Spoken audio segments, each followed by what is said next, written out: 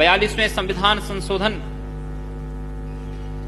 के अंतर्गत भी सेकुलर का अर्थ हम बराबर धर्म ही लगाते रहे हैं, और जिस धर्म ने पूरे समाज को नैतिकता के आधार पर, सदाचार के नाम पर, कर्तव्य का के आधार पर समाज को नैतिकता का एक पाठ पढ़ाया है, उसको जोड़ने वाला जो नियम है, जब हम उस धर्म को ही समाज से अलग कर देंगे तो समाज की क्या अवस्था होगी।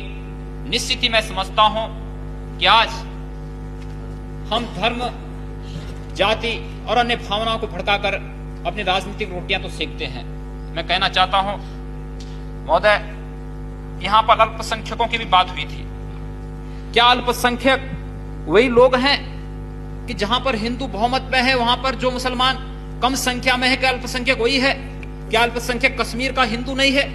क्या कश्मीर के उस हिंदू के बारे में, उन अल्पसंख्यक हिंदू के बारे में जो आज 3-3.5 लाख की से अधिक संख्या में इस देश में शरणार्थी के रूप में जगह जगह भटक रहा है, क्या उसके बारे में कभी सोचने का कि फुर्सत इस सदन में बैठे हुए माननीय सदस्यों को कभी फुर्सत आई है?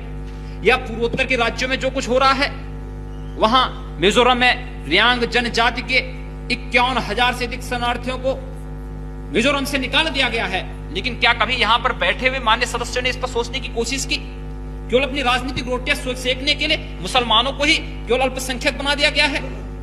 पूर्वोत्तर के राज्यों में जो अल्पसंख्यक हैं उनके बारे में क्यों नहीं चर्चा होती है? कश्मीर में जो अल्पसंख्यक हैं उनके बारे में क्यों नहीं यहां पर चर्चा होती है? और अगर अल्पसंख्यकों की बात होनी है तो 1984 में जो इस देश में हुआ था, क्या वो सिख अल्पसंख्यक इस देश में नहीं है? निश्चित ही, और इस सदन के माध्यम से जो कुछ हो रहा है, अध्यक्ष महोदय, भावनाएं तो तब इस देश की जनता के भावनाओं के साथ खिलवाड़ हम तब नहीं करते हैं जब सदन में इतनी उदंडता होती है। इस देश की जनता की भावनाओं के साथ क्या तब हम खिलवाड़ नहीं करते हैं जब यहाँ पर कोई सदस्य कहीं समस्या को उठाना चाहता है और उसको बोलने की छूट नहीं दी जाती, उसको बोलने नहीं दिया जाता है, उसमें व्यवधान उत्पन्न किया जाता है, क्या उसकी भावनाओं के साथ खिलवाड़ नहीं होता है? इस देश की करोड़ों जनता की भावनाओं के साथ खिलवाड़ नहीं होता है? निश्चित ही सोचना पड़ेगा हमें।